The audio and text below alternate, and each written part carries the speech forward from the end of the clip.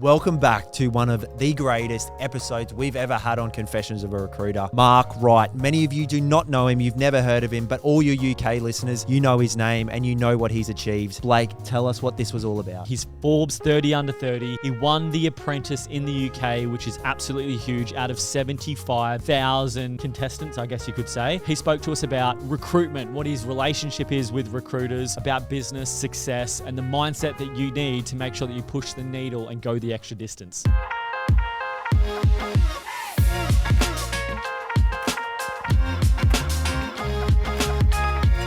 Welcome back to another Confessions of a Recruiter episode. We've got a special one today. We've got Mark Wright, who is the CEO of Wrighton Group, the Apprentice winner, and Forbes 30 under 30. Some pretty big accolades there, Mark. Well done for remembering all that. That's awesome. Thank you. I just nailed it. Usually I butcher every intro, so I'm even surprised I got that one right. You made me sound fantastic. Now I've got to say something valuable. Mate, thanks for joining us on the show today. You have a really, really impressive career and background. Thank you. I guess let's just start with what you're most known for, and that is The Apprentice. Yeah, I mean, I'm known for two things worldwide, which isn't relevant really here, being the Apprentice winner and being Australian. So in England, I'm known for being that Australian guy and being the Apprentice winner. And what I found since I've moved back to Australia recently is being the Australian guy is not a USP here. It's kind of like everyone's Australian here. So they're the two things I'm known for. The Apprentice that Donald Trump made famous. He still owns 10% of the format. They took it to the UK. The boss there is called Alan Sugar. And when I went backpacking abroad, The Apprentice was one of the biggest shows on the BBC. Still is today, but when I was on there, it was about 8 million views an episode, 8 million individual views an episode. Wow. Big show. Was number one for the BBC. In the year I tried out for the show, 75,000 people tried out. So that's who got to the, I don't know how many submitted applications, maybe hundreds of thousands, but 75,000 people went to the tryout. And I was selected as one of the 20 that went on to Series 10 of that show. So you talk about you guys doing recruitment here. I don't know how many jobs there is that 75,000 people are going for. There's not too many. So I always say winning The Apprentice, and I went on to win the show, mind you, getting on was the hardest part. Run us through it. What was that interview process like? Well, I turn up on I didn't know what The Apprentice was. I didn't know who Lord Sugar was, the boss of the show. Turns out he's one of the serious, most famous business magnates in the world. I hadn't heard of him. In England, there's two big business guys that everyone talks about, Richard Branson and Alan Sugar. Alan Sugar is probably more famous in the UK than Branson, but less famous worldwide. The reason is he owns lots of stuff in the UK. He's the, I think, second or third largest commercial property holder. He owned Tottenham Hotspur Football Club. This guy's pretty serious, billionaire, like serious billionaire. So you look him up and you're like, okay, he's on it. And I go down to the tryouts. I was a cold caller at a digital marketing agency, and the company I was working for was rubbish. They treated their staff poorly. They treated their customers poorly. And I was like, I can do this better than these guys. I definitely can do a better business than these guys, but I have no money. And because I'm from Australia, I went to a bank and I asked for a loan, and they're like, you're not from the UK. You cannot get a business loan. I was on like a visa, like a guest visa thing. So they're like, no chance.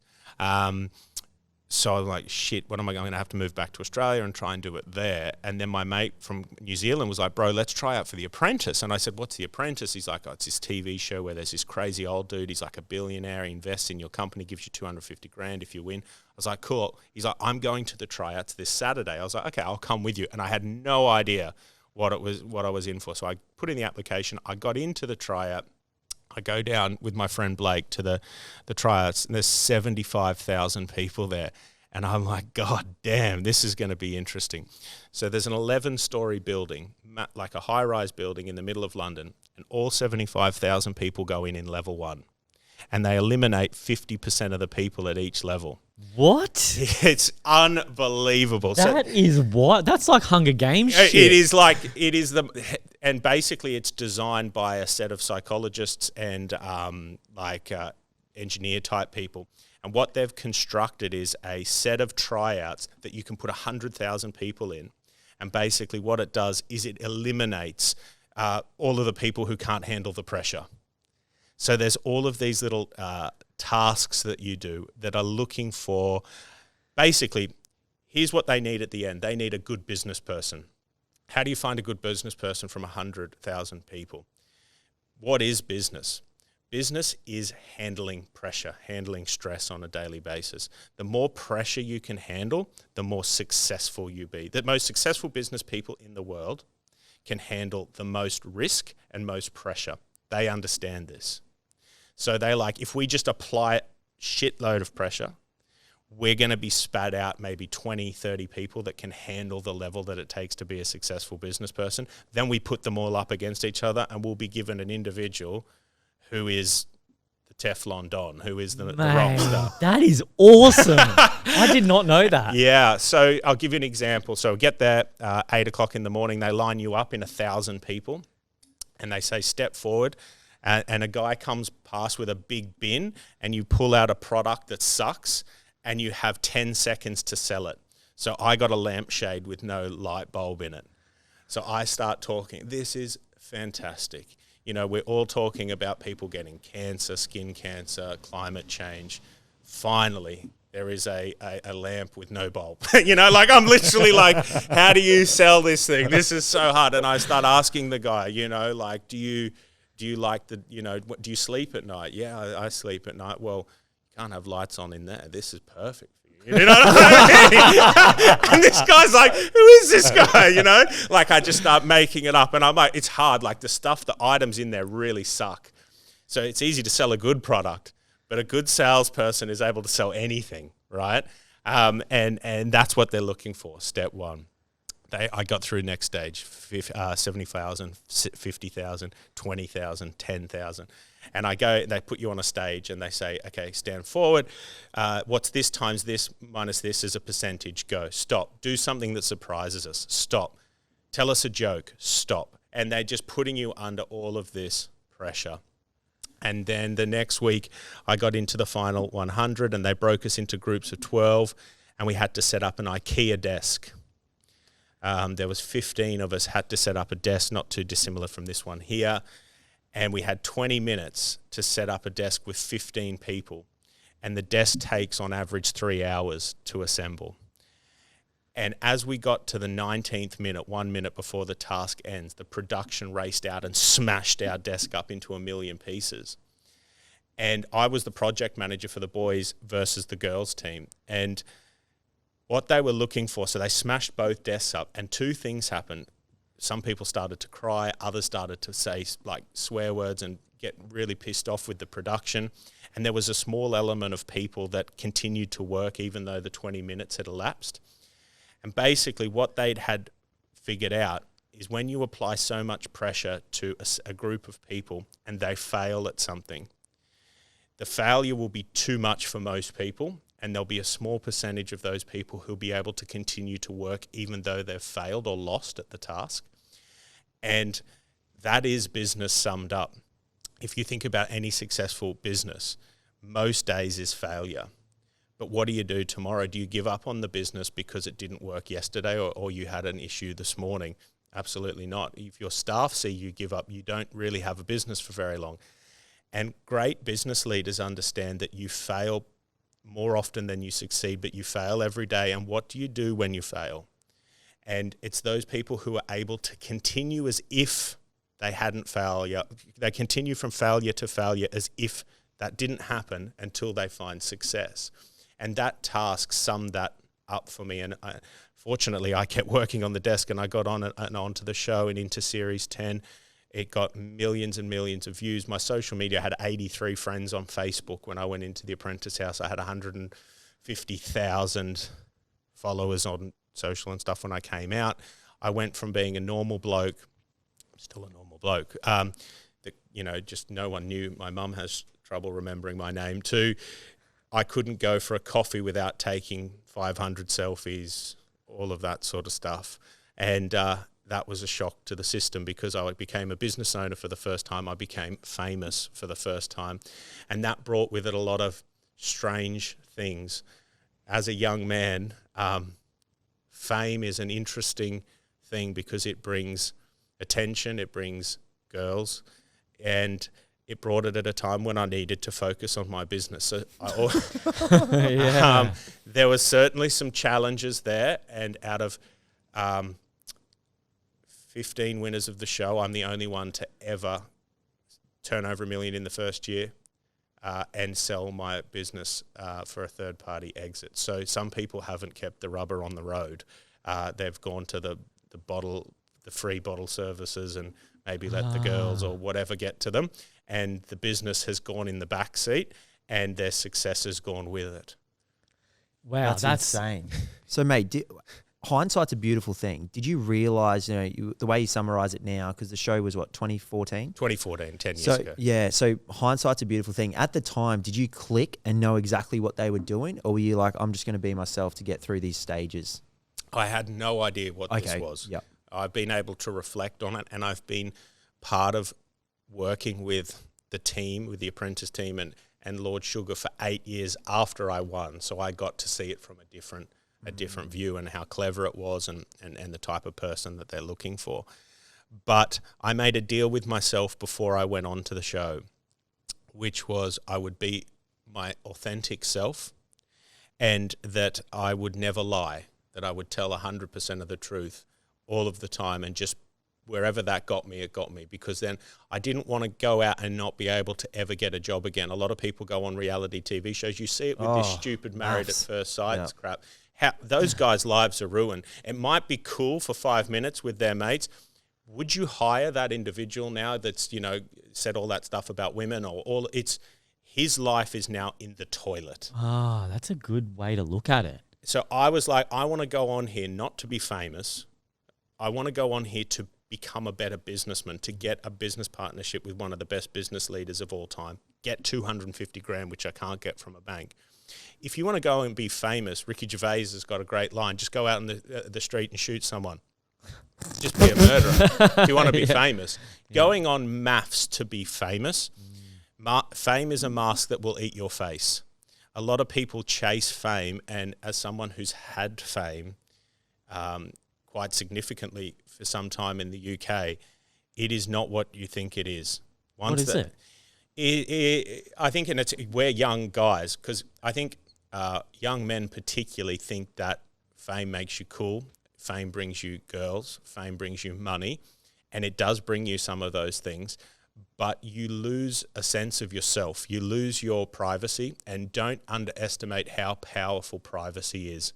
Being able to go down to Coles and get your shopping on a Saturday morning is pretty cool. Someone like Brad Pitt or Taylor Swift would give their eye teeth to go for a coffee and sit there with their mates and not have to take 300 photographs. I was nowhere near that level, but I experienced something, and everywhere you go, you have to be polite. You always have to be on.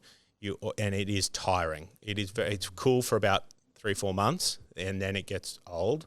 And it gets hard because you see reviews about yourself online or in the press, or about your love life, or the people who've dated you, or people who you thought friends who have sold a story about you.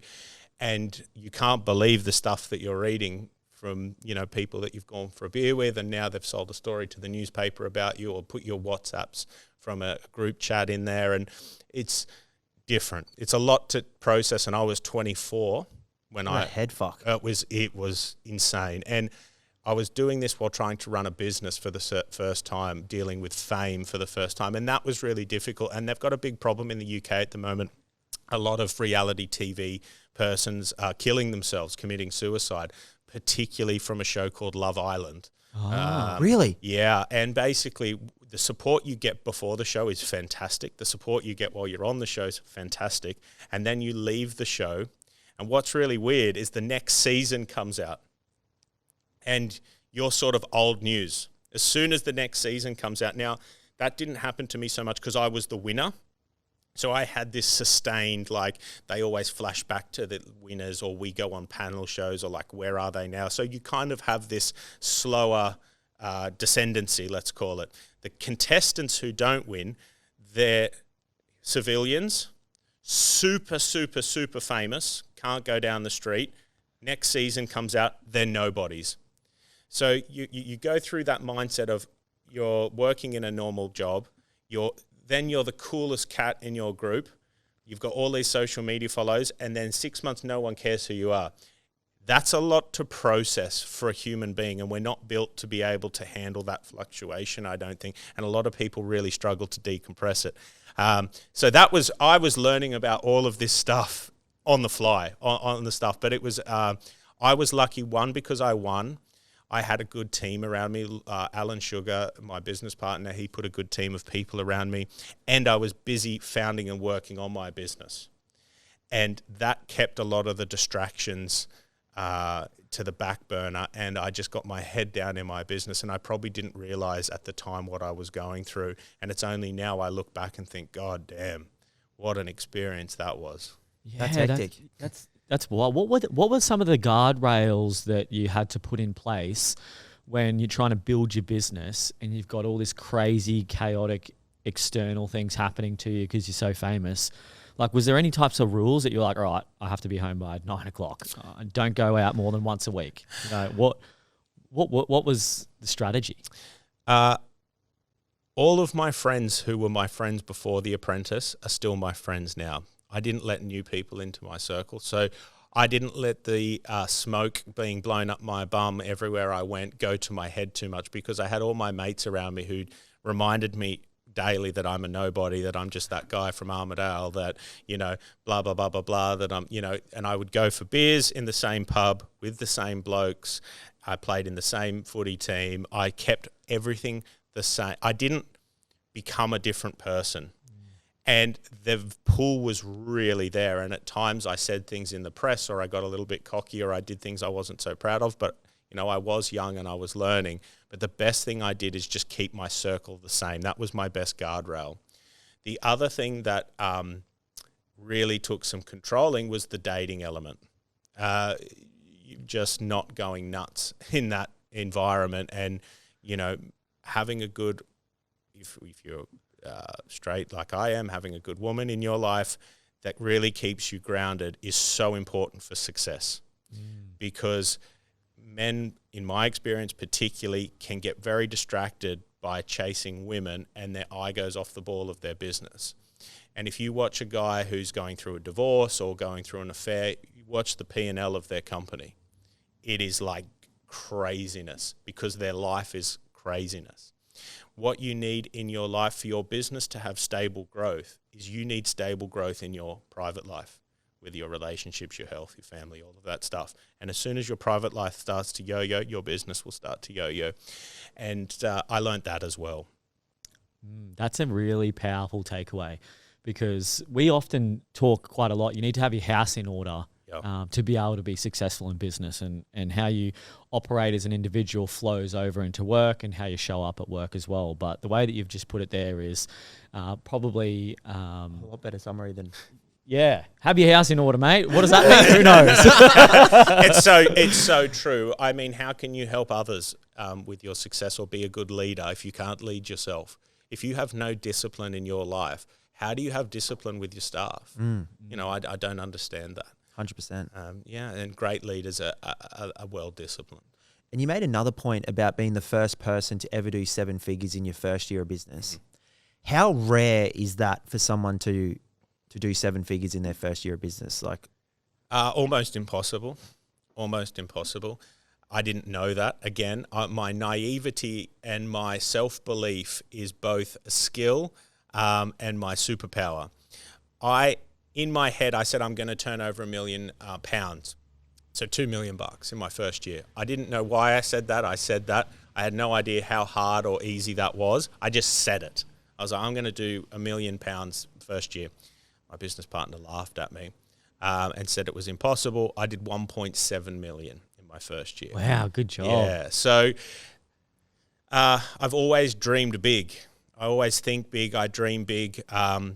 And I always think if you're going to be doing stuff, why not just do it big anyway? Running a business is really hard. Being a business leader is really hard. So if you're going to come in here and put yourself through that, you might as well do the big numbers.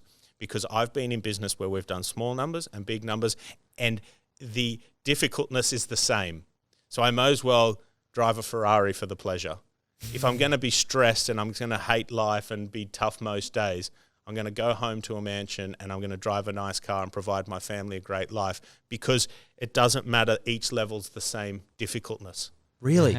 It is, yeah, I suppose. Yeah, I've bought properties for 400 grand and tens of millions. The paperwork's the same. The lawyers you use the same.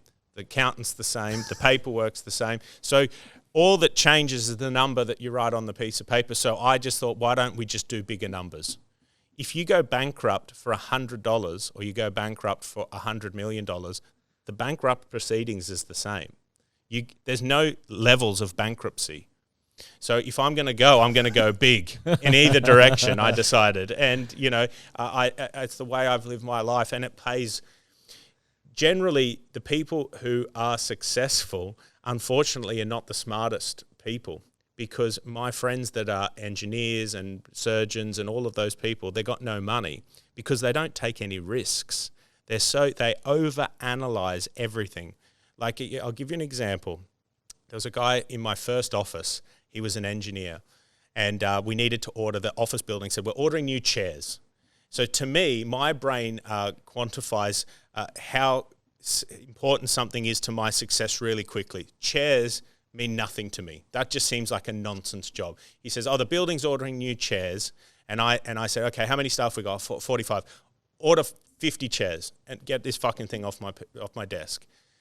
This motherfucker gets the chair in the other office. He's measuring the leg and he spent half a day on the chair. We'll order one in and we'll trial it with Susie on this thing. My chairs have arrived. We're cracking on, right? With the dialing out, people are busy, whatever. And he overanalyzed the chair. Now, in my deals, in my properties, I own a property portfolio. I've only ever seen one of my properties. Now, in the time my team see a property, we make an offer, we've bought it, we've done the paperwork, other people are going through, what about the damp in the living room in this thing? My theory is just get into a deal. It's much easier to get out of a deal than it is to get in, because competition's high. You want to get into as many things as possible. And anything you overanalyze, a human being will talk themselves out of. We overanalyze everything. If you go and look at a new car, you go and look at a new house, you'll get home, and the longer you take to think about anything, you'll talk yourself out of it. So I just do stuff. Don't think, do. I do think big, and I just do. Yes, constantly do. And it creates me an amazing life. Has it backfired on you? Like, what's some of the things where you thought, fuck, if I just held horses for a few days and slept on it, I wouldn't have been in this scenario? That's a really good question. I can't think of anything where it's backfired tremendously. I'm a big believer in gut instinct. I get a good feeling about people. I get a good feeling about businesses. I get a good feeling about deals. And if I walk in and it doesn't feel right, I don't do it. If it walks in and my first instinct is, this feels good, I do it. And that is, and then my accountant will always go, well, Mark, the numbers don't really shut up. That's why there's no accountants on the Forbes list with me. So how do you, if someone is sitting there listening to this? Yeah.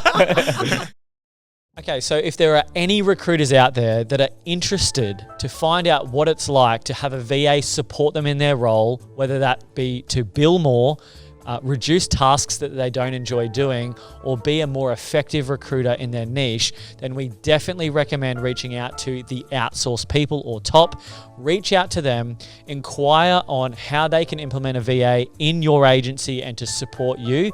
And if you mention ex-recruiter or Confessions of a Recruiter, they will give you a 13% discount off your bill per month on this VA that will allow you to scale your business, scale your desk, and to bill more and make more money. So go reach out to the Outsource People, say Confession sent you, get your discount, and see what is possible. If someone's sitting there listening to this and going, I'm that person who is constantly overanalyzing, procrastinating, and then missing opportunity. Yeah. Is there any advice that you can give them, or tools, or is it just you know? I would put a big sign on your desk saying pull the trigger. Because you're probably, or if you're an overthinker, over procrastinator, the first thing is that's probably good. You're probably a smart person. That probably means you've got a lot of the right ingredients, but you're probably talking yourself out of success. I know guys I went to school with, and they were like Forrest Gump. They couldn't tie their shoelaces, these folks. They're millionaires now because they go into opportunities, they take risks from their stupidity. And it works. And a lot of the guys I know that have got, you know, HSC results and degrees through the roof, they're working for 65, 75 grand a year for the council or all of this stuff. And they're so smart. But that smartness is holding them back. And if I was as smart as some of these guys, I'd be a billionaire already. Yeah. With a B. Yeah. And so it's just switching that off sometimes and think, if it feels good, let's do it. Let's make some noise. Fucking oath. I'm the exact same. Yeah. Declan thinks big and then just makes really quick decisions himself. So he probably thinks you guys are very aligned right now. Yeah, well, they had a saying at And then his Apple. mate's called Blake. Yeah, exactly. And he's even crazier than me. Oh, well, that goes same here. He's nuts. But Steve Jobs' saying at Apple was move fast and break things. And I think that's such a powerful saying because, you know, I think companies make a habit of just trying to, I say to a mentor and work with a lot of people at the moment. And so many people hold themselves back because they want everything to be perfect in their business. Well, when I get the CRM right, I'll hire the first, sales. CRM's never going to, I've never met a company with a good CRM, so forget about that, right? When I get the marketing right, well, nothing in business is ever going to be perfect. If every business is sort of like a bit shit when you're in it, it feels a bit chaotic, but that's how it's meant to feel. That's every business. You could go and work in Telstra, but trust me, that place is fucking chaotic. I'm a customer. It's crazy in there. You go and work in Qantas, it's chaotic in there. You go and work in the salon across the road, it's chaotic in there because that's business. Everyone's business is chaotic. No one's business is perfect. And each day we're trying to fix all of that stuff. But you just need to move quickly. The great F1 driver Mario Andretti said, it was something about if you're not going fast enough, if you're not scared, you're not going fast enough. And that's the same as business. If things aren't breaking, if it's not scaring you, if it feels under control, that was the saying. If your business is feeling under control, you're not taking big enough risks. It needs to feel a bit out of control. That means you're heading in the right direction. Guess we're heading in the right direction. Ex-recruiter must be killing it. So walk us through your experience with recruiters as well, because you're obviously a business leader. You've dealt with a lot of recruiters, and I think it would be really fascinating to get someone with your experience and the insights that you have on the other side of the fence to understand how we can position ourselves better to people like you and win deals. Yes. And to put it in perspective, you've been in the heartland of where recruitment started. Yeah, the UK, mate. This is the bloodbath. This is where the best come from. So to give it's you a powerful industry. I know that. And there is some very rich folks in your field, particularly in the UK. And it's a good time to tell you that I usually start most podcasts or speeches that I do on stage by saying hell is filled with three people. Recruiters, lawyers, and web developers. So that gives you a taste of my feeling about recruitment people because of some of the invoices I've paid to them. How ironic. And my arch nemesis, a fellow Apprentice winner, is a recruiter. And we play an annual football, soccer game against my companies versus his companies. And it always results, the last one resulted in me being sent off and banned and a serious altercation in the car park. That's our love for recruitment, to set the scene for you. And so what's my feeling with recruiters? I've worked with some of the worst and best, I'd say, in the world over my years. And my feeling with recruitment is always, as a CEO of a company and as someone that's always hungry to hire in bulk, salespeople, marketing people, engineers, or et cetera, into my companies, I'd be spending on average sometimes millions of pounds with recruitment agencies. And I would feel, my HR department would always report back to me that they felt that the poor companies were always just trying to place anyone with us. They were just trying to get a deal. Let's say they get their commission. They just sell you shit, basically. This person's fantastic. They're exactly what you want. They would tell the person how to meticulously get through our recruitment process to say the right things. They were almost like robots. And bang, they would get into our thing, and we wouldn't have a very good individual. And the cost of hiring the wrong person was substantial. We send them on a boot camp, we give them IT equipment, we give them training, only to let them go. That's a huge burn to the company. And then we met some great people along the way who really cared about our business. So my whole theory was I can do recruitment better because I think that about everything. So I'll hire an in-house recruitment team. It didn't really work. Why is that? Because you're dependent on one person and their work ethic and their level of ability, but most recruitment agencies will have a good list of people.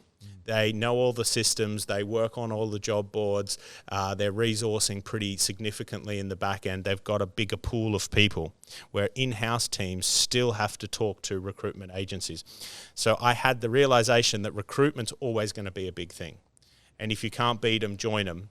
So you've got to find people who care about you and your business. You've got to care about them and their business and work together. So I was like, I'm going to partner with recruitment agencies and I'm going to make them a deal. I'm going to make you rich. I'm going to make you so rich. I'm going to be your biggest customer. I'm not going to work with anyone else. We're just going to work with you. I'm going to pay you, what do you normally charge commission? 15%, we're paying 25%. We're going to pay you more.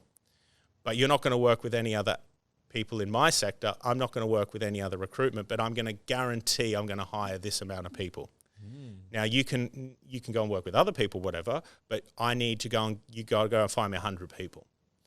And you 100 times 25% on these salaries, your life's going to change, because I've seen your accounts, by the way. So this is an opportunity for you, but it's an opportunity for me. So I created good partnerships.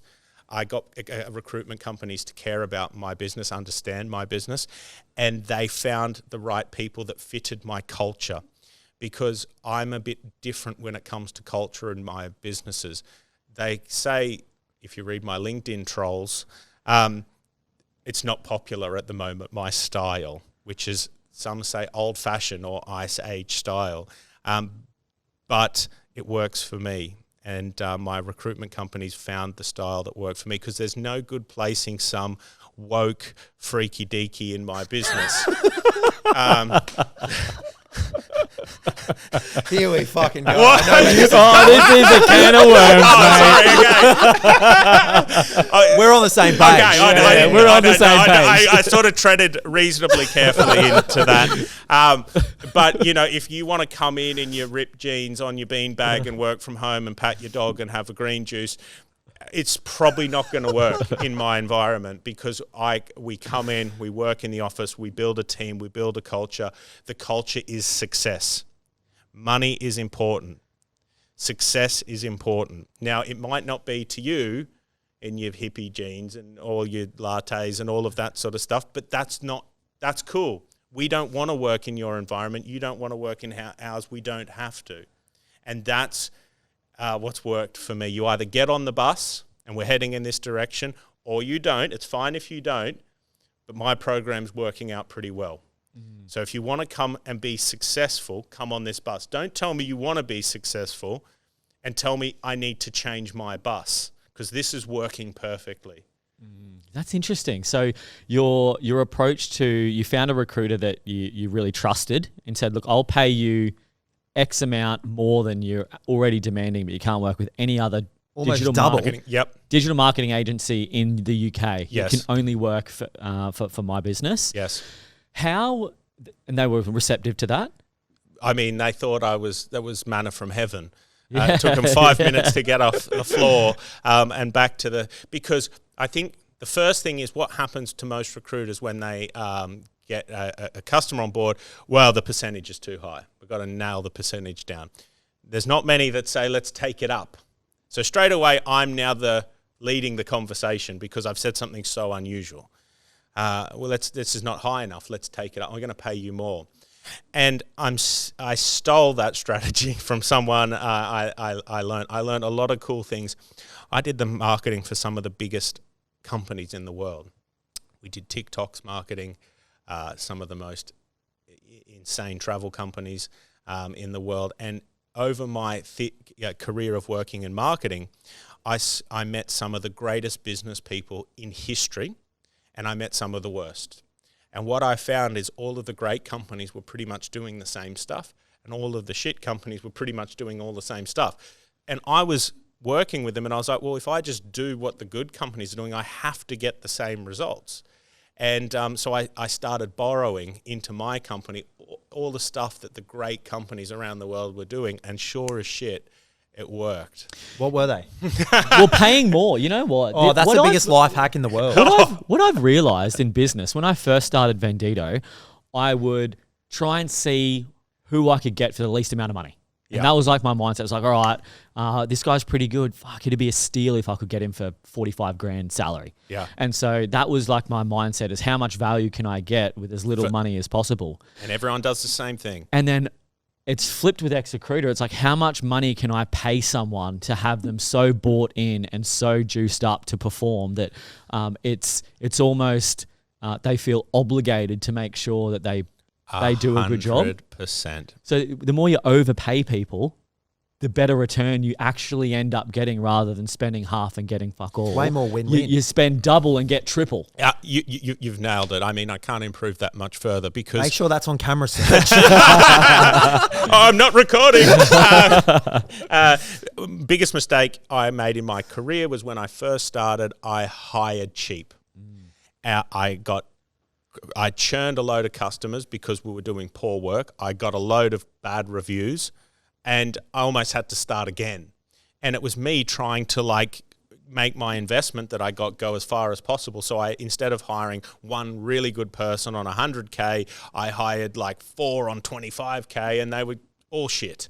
And basically, let's use your example. You try and hire someone on 45K, I think you said, and you get them down to 45K, and you get them in here, and they start working, and then the guy across the road offers them 50. They'll leave you for 5K. Now you've got to go and spend all that time and energy on getting the next person.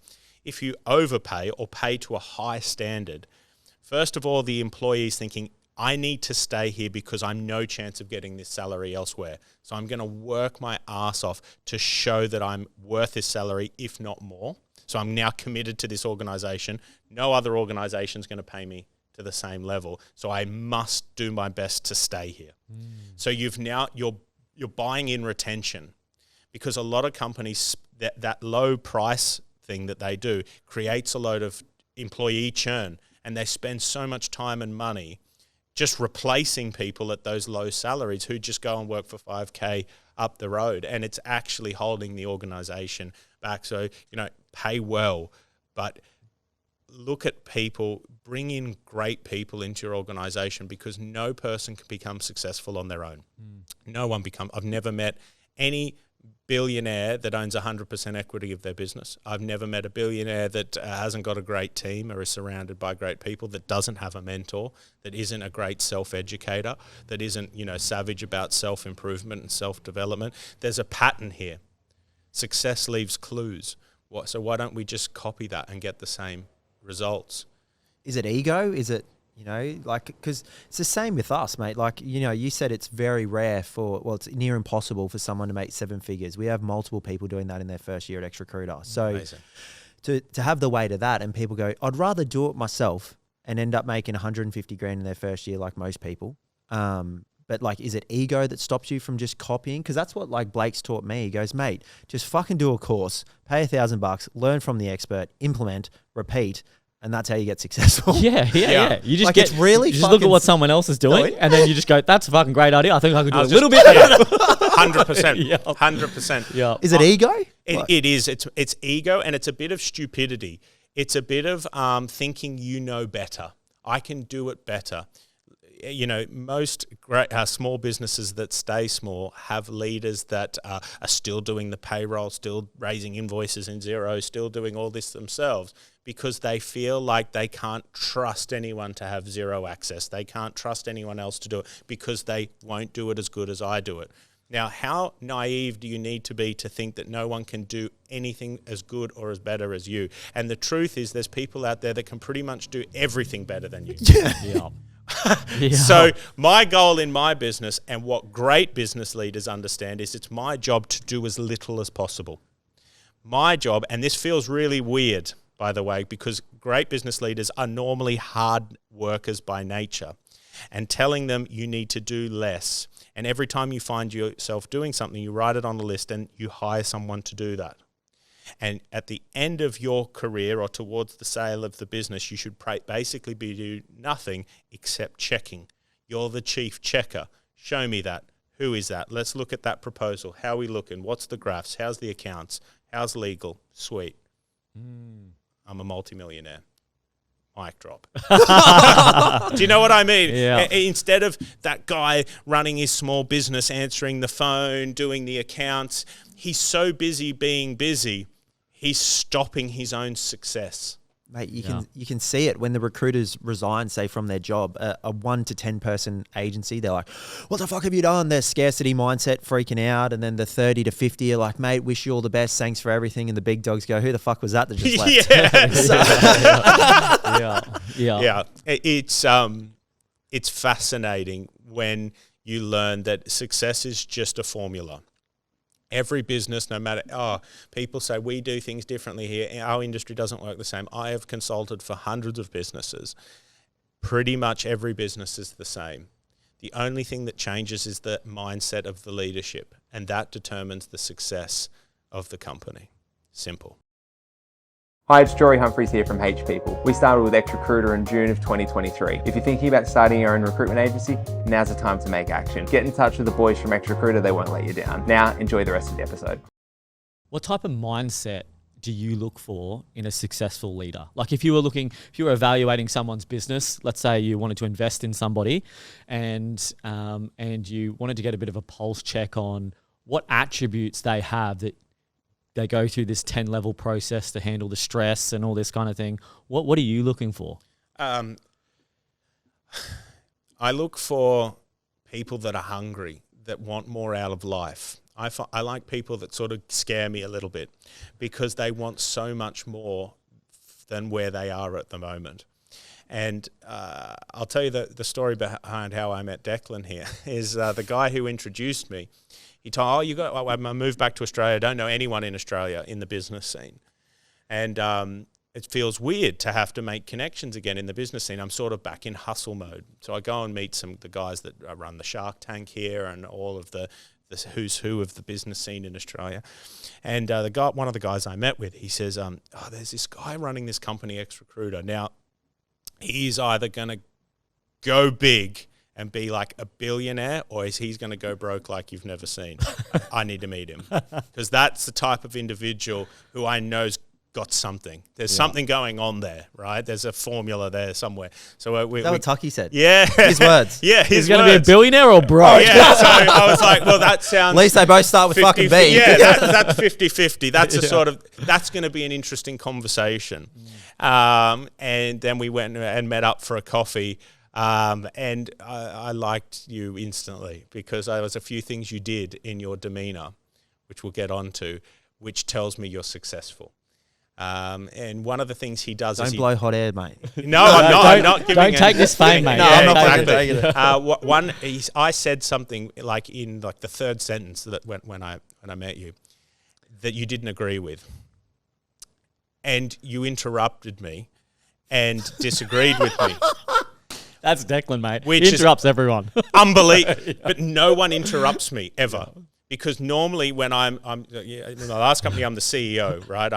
We had 130 employees. No one interrupts me ever. I meet you, you fucking disagreed with me in the third sentence. It's not even out of my mouth yet.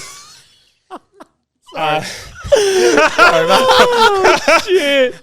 I'm like, who's this motherfucker? I like him because Steel sharpens steel. I want to be around people who challenge me, that help me grow. I want to be around people that I challenge and help them grow. But I don't want to be around fucking arse lickers that tell me what I want to hear. I want to be around people who will don't give tacit approval. If you hear some bullshit, tell people it's bullshit. If you hear something you agree with, tell them you agree with it. But that is so rare because people don't want to offend people. People want to be liked by other people, and it holds you back. So there's a certain formula I look for. I think you both have it, and hence why I'm here. Love that. So just disagree with the person that you're meeting with only, straight away. Only if you disagree with them. Yes. If you agree I'm always with true them, to myself. Exactly. See, my biggest downfall, mate, may have changed our lives. Mate, it's so funny that you say that because, like, for the last year and a half, we've been working on Declan's ability to not interrupt people. Really? Yeah. And you've just said it just perfectly then. So, like, I'll be saying something, we'll be in a meeting, and I'll be like, all right, guys, so what we're thinking, Declan will be like, yeah, that's right, we're going to do this. I'm like, mate, you don't even know what I'm about to say. Don't interrupt me. And he's like, oh, sorry, mate. I think I know what you're about to say. And I'm like, just calm down for a second. Don't interrupt. And then that's the funniest story, mate. That you're like, yeah, third sentence out, Declan fucking interrupts me. I've never met the guy before, and he just interrupts me and tells me that I'm wrong, and I was like, this is going to be an interesting topic.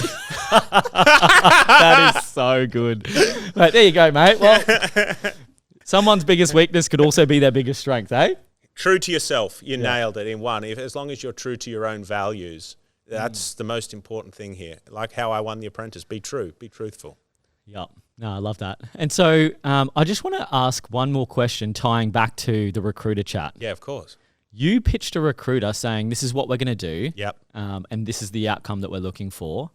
If a recruiter came to you with that suggestion, would you be as receptive to it? Or was it because you suggested it that it seemed like a good idea? That's a great question. It's a fantastic question. I think if a recruiter came to me and demonstrated that they understood the failings of the industry, i.e.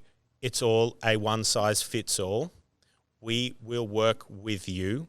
We will understand you, your people, the profile of your business, the culture of your business. We won't work with anyone else in your area, but we charge more. I would definitely go for that.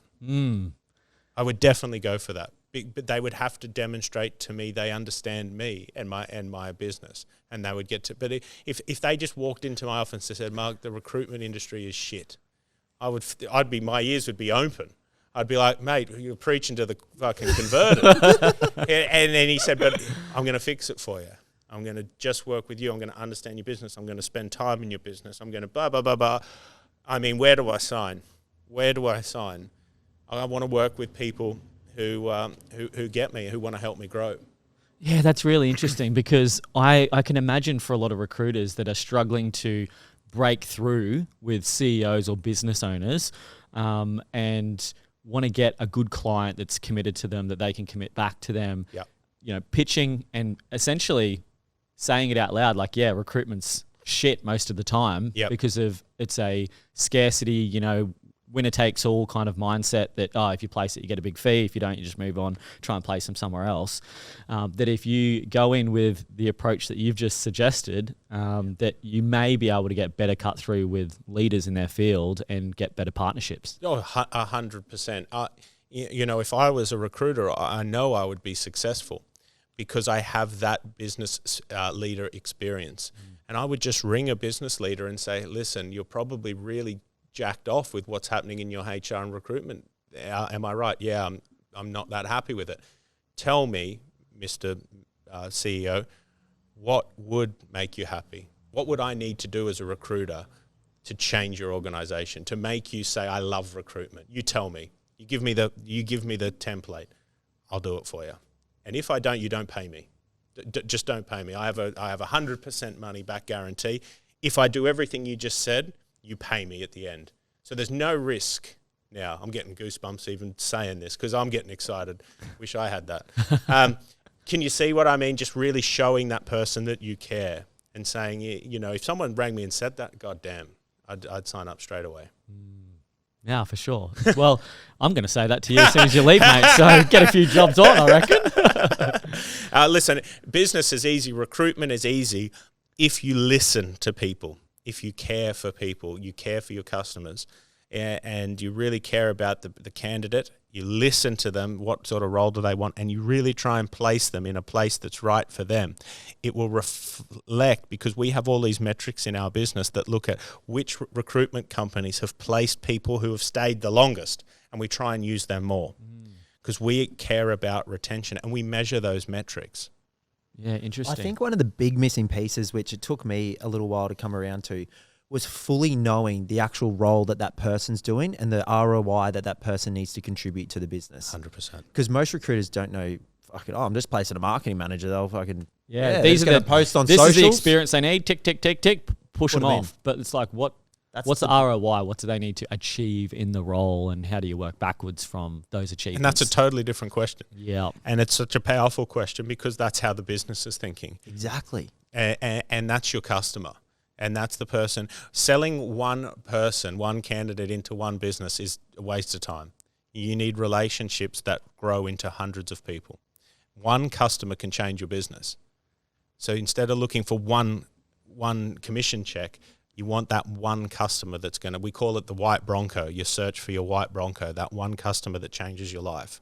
And I've had a few of those one customers in my time that I've got on, and I've made millions from one customer. I've got another question for you. Yeah. So you've come back from the UK to Australia. Yes. Why are you back here? It's a good question. What are you running from, mate? Yeah. What are you running? All the fame, mate. Yeah. He just wants to have a cup of coffee with his mates and not get 100 just selfies. get interrupted at lunches. That's why I've come back. Why did I come back? Well, I'm from Australia. I love Australia so much, and I love being here. I just had a young son, and my parents and all my family live in Australia. And I wanted my son to grow up, one, having an Australian accent, two, knowing his grandparents. So it was more a decision of the heart than it was the pocket.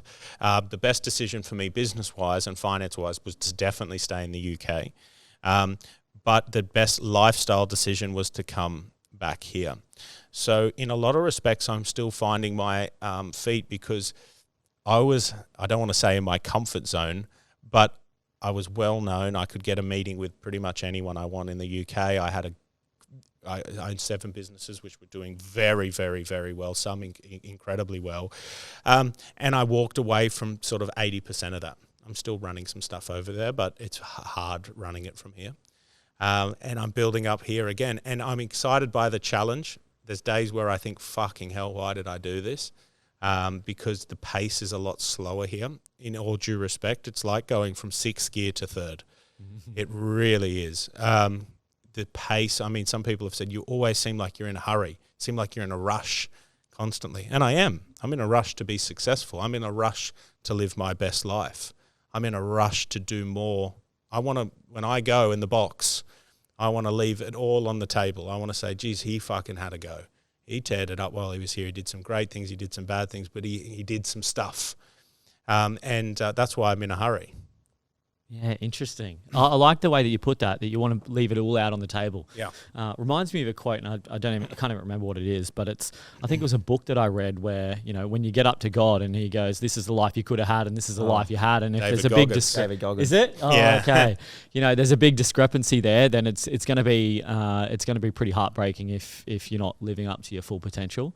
So you're in Australia, you're building up now. What's the plan of attack? You've got Wrighton Group. Yes. What does Wrighton Group do? So that's my investment company that buys businesses. So what I'm looking to do at the moment is roll up businesses in certain industries, take shareholdings, sit on boards. I want to roll up businesses to achieve 100 million valuations. So my goal at the moment is to work with people or companies that are looking to scale. And my biggest disappointment so far is when I've gone and sat with some Australian businesses, how uncommon it is to hear someone say, I want to hit 50 million, 100 million. They're like saying, I want to hit 5 million. And that's crazy. I don't feel like businesses here are ambitious enough at the moment. And that's why I'm so excited when I met you guys is you're saying stuff that scares me. You're saying stuff that scares you. You're saying crazy stuff. And that's really cool because that's how you've got to think, in my judgment, to be super successful. You don't need to understand how you're going to get there, but the goal has to be ambitious. Turning over $1 million, in my opinion, is not hard. It isn't hard. You can sort of fumble your way to that point. Turning over $50 million is really hard. And you have to have good people, processes, structure. You need to really understand your market, who you're talking to be able to do that. And you need great people to do that. So I know wherever there's big numbers, there's great people. And that's my search. Okay. Is there any industry that you're focusing on? Healthcare, gaming, gambling, recruitment, and property. Okay. So when you say roll up, are you getting lots of, let's just call it recruitment? Yep. Let's say lots of recruitment agencies rolling them together and then trying to exit. You've got it. So starting a business, you have a 95% chance of failure, starting a business from scratch. Buy and build, if you look at any VC, any investment firm, they don't go and start businesses. They go and buy companies that have existed for a long period of time, but they're stagnated in growth or on that tipping point of growth. They buy them and they roll them up, because buying revenue is a lot easier than creating revenue.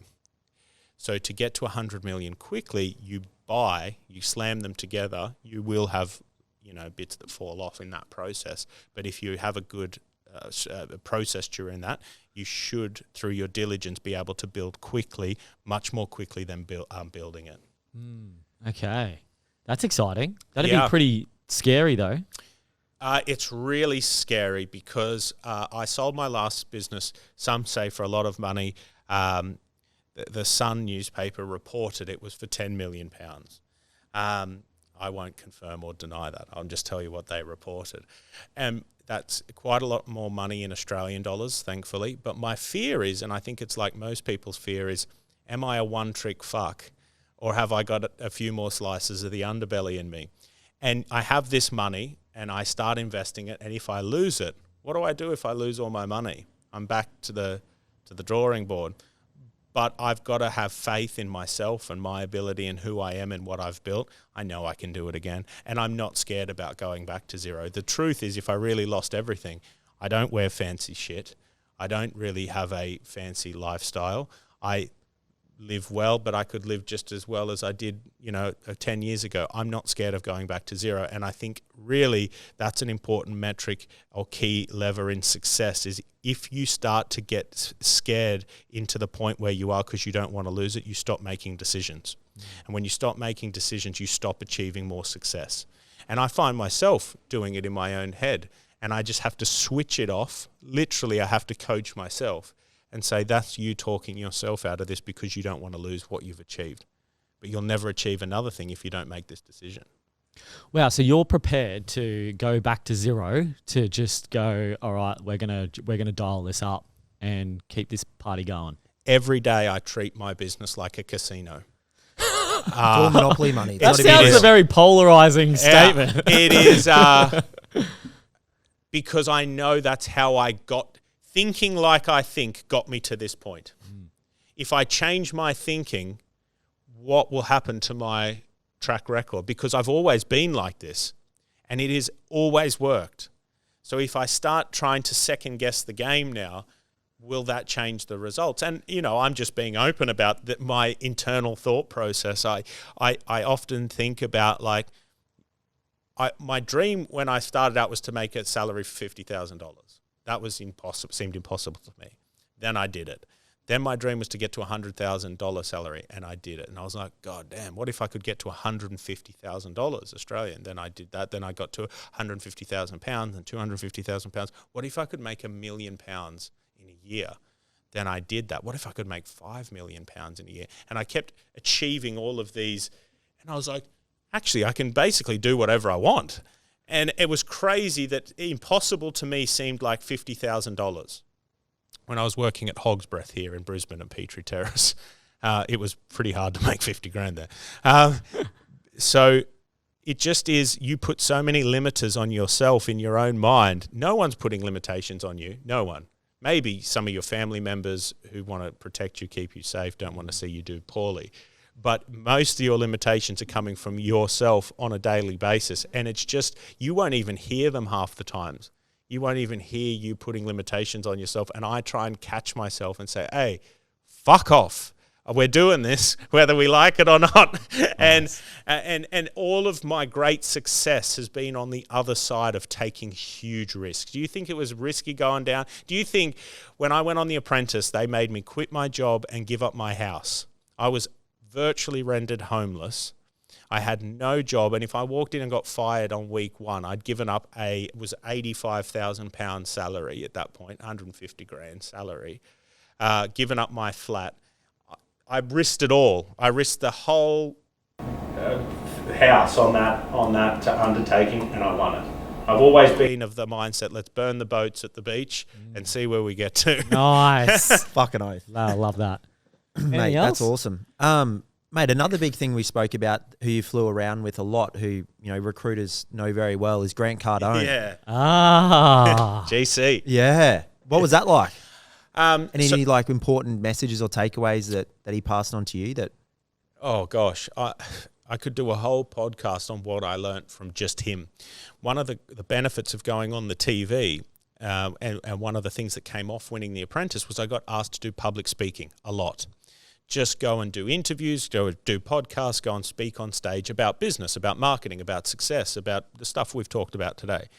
And I got a call from this guy, and he said, Grant Cardone is coming to do the 10X UK tour. And I was like, I know Grant. I've followed that guy. When I started in sales, I used to have his picture on my wall, on my desk. So this is like a full circle life moment. The guy's picture I had on my desk, they're asking me to be his like warm-up gig in the stadium. So I go in because I'm known in the UK in business, and I say, tell some stories about Alan Sugar, about The Apprentice. Please welcome Grant Cardone.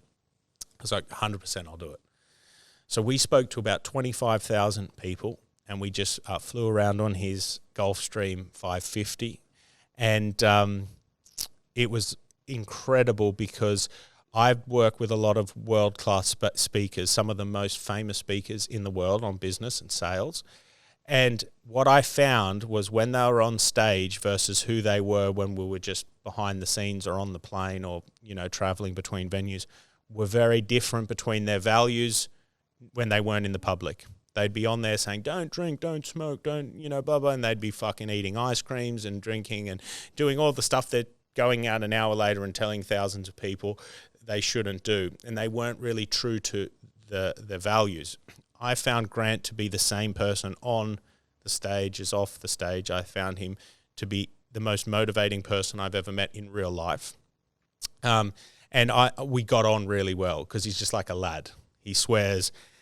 He's a nightmare, just like you guys. And and it was real. He's real, and he's a real billionaire. He has hundreds of millions of dollars in his bank, and he makes you feel like it's possible for you, and that's really cool. Because at each level, like I said, there's always a bigger dog than you, and you need that person to help you. And when I went to go on his jet the first time, he put his hand across my chest to stop me from going on his jet. And he said to me, and there was no one around, there's no cameras, there's no press, there's absolutely no one. We're in the middle of an airfield in Wales, and it's just me and him, and he puts his hand across my chest and he says, before you get on my plane, you need to make me a promise. And I said, what's that promise? He said, you're about to get on my jet, and you're going to be the first person outside my family that's ever got onto my private jet, because it's brand new, $55 million G550. And he said, I know people who are going to be successful, and you're going to be super, super successful, and you're going to have your own jet. But you got to promise me when you have your own jet, you bring other entrepreneurs onto your jet and inspire them, because it's our job that when you get successful, you help other people find success. And I thought, fuck, that's cool. Mate, that's fucking awesome. What a way to wrap up the podcast, because we're now going to the fucking airport. Yeah, we're going on your jet. Oh, that's awesome, mate. You got some incredible stories. I reckon we could be here all day talking about them. Boys, I've loved it. I absolutely loved it. Listen, you've got a fantastic business. I love what you guys are doing in the recruitment scene. It's finally someone's coming in and just consolidating it, making it sick, helping people do recruitment in the right way. And that's why I love what you guys are doing. Awesome. Cheers, mate. Appreciate that. Thanks for heaps. coming on. My pleasure. Cheers, Mark. Thanks, Bye. mate. Thanks for tuning in to another Confessions of a Recruiter podcast with Blake and Declan. We hope you enjoyed and got a lot of value and insights out of this episode. If you do have any questions or you would like to recommend someone to come on the Confessions podcast, we would love any introductions. And remember the rule of the podcast: like, share, and recommend it to a friend. Until next time.